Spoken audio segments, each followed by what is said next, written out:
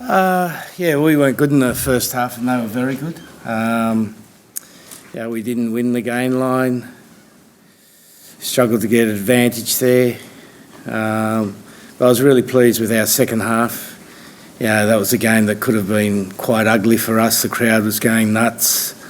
They got a bit of a roll on, and I thought the response of our players in the second half was absolutely outstanding. Sorry. La question était, Eddie, vous aviez promis que ce serait un match très physique, violent, et qu'est-ce qui a manqué? Et réponse, on n'a pas gagné, on avait du mal à avoir l'avantage. Je suis très très satisfait de la deuxième mi-temps des joueurs parce que c'était effectivement extrêmement dur au début et ils ont vraiment réagi fabuleusement bien dans la deuxième mi-temps. Well, I don't think we would have seen the response we got in the second half if we had a mental hangover. It was one of those games where France played well. I think we should be giving France credit. They were a young team. You know, there's a bit of a renaissance in French rugby. There was a good narrative about their performance, and we just didn't match their intensity early on. We've struggled to get there. Why? We'd all like to know. You know, if we knew, we'd never lose a game. Est-ce que vous pensez qu'il y avait un phénomène de hangover les suites de la Coupe du Monde? Évidemment, mais c'est ce qui s'est vu pendant la première mi-temps. Mais après, il faut rendre à César ce qui appartient à César. Les Français ont très bien joué et ils ont installé un niveau d'intensité auquel on n'a pas réussi à répondre au début du match. Alors pourquoi? Ça, c'est la question. Si on le savait, on ne perdrait aucun match. Eddie, what happened with Manu and how much did you lose with him going off? He tweaked his groin. We're not sure how serious it is. Obviously, you know, he's a big gain line player for us, and in those conditions, we definitely did miss him. But again, you've got to be good enough to cope with that. Qu'est-ce qui s'est passé? Moutaji qui est sorti très tôt. A priori, il aura un problème à l'aine et forcément, c'est un joueur qui compte énormément dans le match, donc il nous a beaucoup manqué.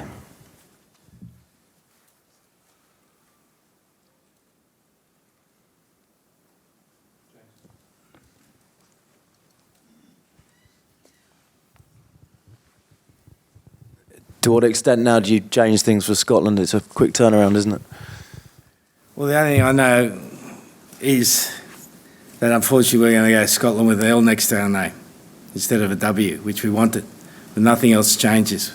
We're going there to play an opposition we know are going to be up for the game. We're going to prepare as well as we can. Nothing else changes, mate.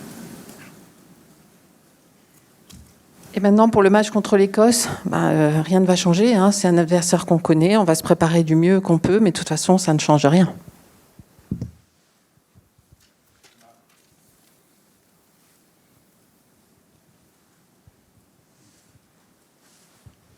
Eddie, can you just talk a little bit about how George Fairbanks' debut went?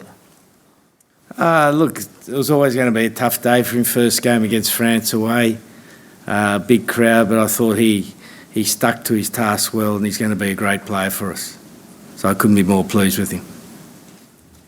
Un commentaire sur Fairbanks. Écoutez, c'est pas facile de commencer son premier match contre la France, en plus à l'extérieur, mais bon, il a fait le maximum et je pense que ça sera un très bon joueur.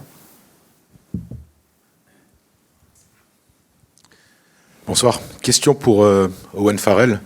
Vous avez le visage très fermé. Qu'est-ce que vous ressentez? Qu'est-ce que ressentent vos partenaires après ce match? It's a question for Owen. Your face looks very close. So what do you feel and how do you think your partners feel after this match? Obviously disappointed.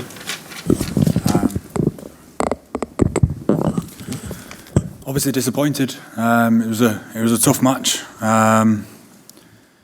And as I said, we're proud of the response that we showed, but we've got to be better. We've got to be better in the first half and not let France get the momentum that they did in the first place.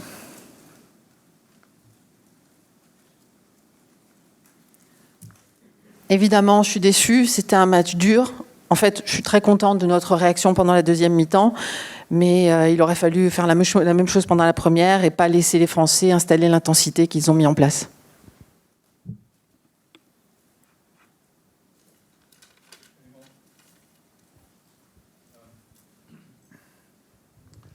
Owen, like many of the team, you made some mistakes in the first half. Was that the pressure the French put on? Was it the conditions, the wet ball? Can you just explain what it was like out there and why there were so many uncharacteristic errors like that? Owen, pendant la première mi-temps, tu as fait des erreurs. Qu'est-ce que c'était la pression exercée par l'équipe française, le ballon mouillé? Est-ce que tu peux nous expliquer? I think if you look back at it, there probably weren't a lot of errors. But when you come away from home and play a good team like France here, what they were was big. There were big moments. The weather dictated a little bit of that, but we want to be better in controlling what we can control and probably be a bit more decisive early on, and not, again, as I said before, not let them into the game as much and give them as much momentum as they did in that first half.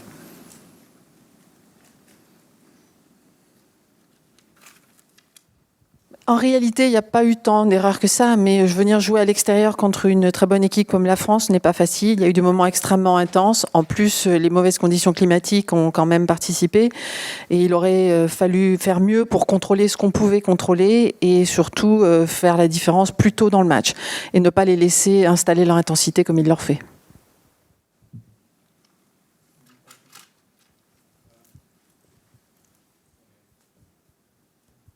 Eddie, how much of a concern is Manu's groin given the problems he's had in that area? Look, we'll just wait and see. Like all of these things, he'll get the appropriate medical check and then we'll work it out from there. Who was the question? Sorry. Down. Who was the question about? Manu Tuolangi. Eddie, une question sur Manu Tuolangi. Est-ce qu'on a des inquiétudes sur le plan médical? De toute façon, il va falloir faire des examens médicaux et on verra à partir de là.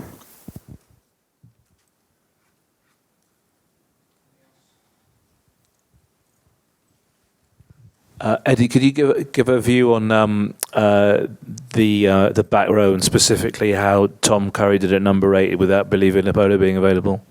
Yeah, look, again, it was his first test at number 8, so he experienced some issues. But, I see this as more of a longer-term project for us. We feel he's going to turn into a very good number 8. And today, like a number of the players, he had a few problems, but that shouldn't distract us from where we think he can go.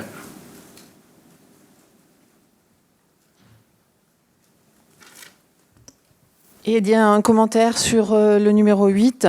Là aussi, pour lui, c'était la première fois qu'il jouait là, donc il manque un peu d'expérience, mais on ne va pas se fixer uniquement sur le match d'aujourd'hui. C'est un projet à plus long terme. Il a bien joué et comme les autres, il a eu des problèmes, mais ça ne l'empêchera pas d'aller là où il doit aller. Eddie, can I ask your thoughts on the second try? There just seemed a bit of confusion with Nigel going to blow the whistle and to stop the game and then letting it continue, and then the TMO check. When I looked at the score sheet after the game, it was a try. Et le deuxième essai, est-ce que l'arbitre aurait dû siffler et arrêter le match? Pour moi, quand j'ai regardé après, pour moi, c'était un essai. I used to play cricket. I used to get out, be given out, and a lot of times I wasn't out. But in the scorebook, I always said you're out. So it doesn't matter what you think. What happens, what the referee's decision make. He made that decision. It's his 98th test. He probably gets them right more than often. And it's one of those things, mate. If it wasn't right, then we just suck it up and get on with it. If it was right, then we suck it up and get on with it. So there's not much difference. Vous savez, j'ai joué au cricket et il y a une chose qu'on m'a appris, c'est que c'est pas ce qu'on pense qui compte, c'est ce que pense l'arbitre. Donc à un moment donné, l'arbitre a raison la plupart du temps et qu'il ait raison ou tort, de toute façon, il faut qu'on avance. Eddie, you mentioned in the week that you've already got an idea of what you'll take up to Scotland. Will there be significant changes in mindset and personnel and approach? Well, we don't want to play another 40 minutes like we played today, that's obvious. The result of the game won't affect selection. Selection will always be we pick a side that wants to win. That's the best 23 for England that week. And why would a result like this change your 23 for the next game? I really don't understand the question.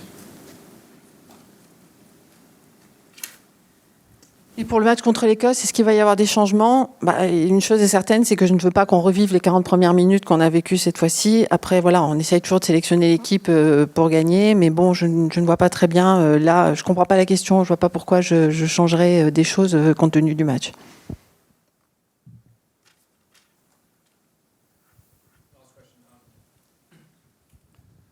Eddie, just on the French second try again, you mentioned about the decision by the referee, etc. But were you not disappointed that your players stopped playing because they could certainly have tackled the man rather than tried to signal to the referee instead?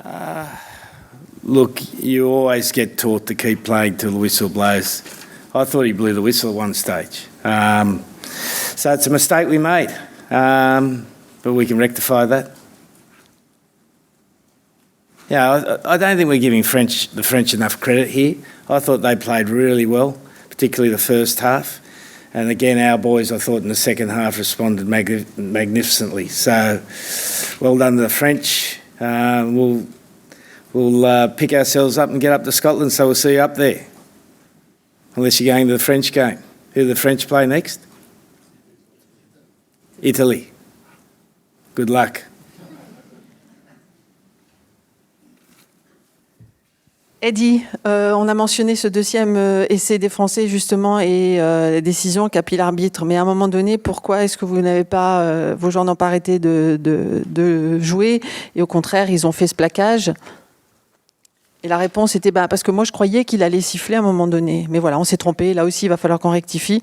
Après, il faut encore une fois rendre aux Français ce qui leur appartient. Ils ont très bien joué, surtout pendant la première mi-temps. Je pense que l'équipe anglaise a très bien réagi pendant la deuxième mi-temps. Maintenant, il faut qu'on se relève et qu'on aille affronter l'Écosse. Et puis la France va affronter l'Italie. Bonne chance.